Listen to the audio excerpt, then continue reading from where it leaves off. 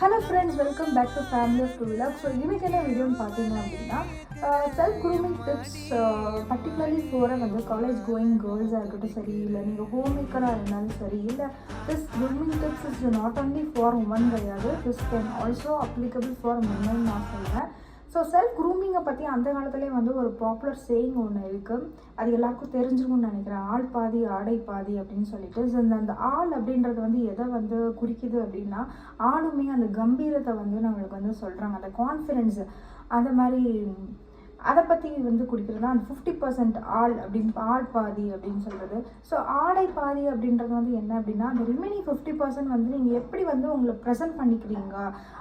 So எல்லோரும் முன்னாடி வந்து ப்ரெசென்ட் பண்ணுறது ரொம்ப இம்பார்ட்டண்ட். அதுதான் வந்து அந்த 50% வந்து நீங்கள் எப்படி உங்களை ப்ரெசென்ட் பண்ணிக்கிறீங்க பிஃபோர் எவ்ரி ஒன் அப்படின்றத வந்து அந்த ஆள் பாதி ஆடை பாதி அப்படின்ற சேயிங் வந்து சேயிங்கிலேருந்தே நமக்கு தெரிஞ்சு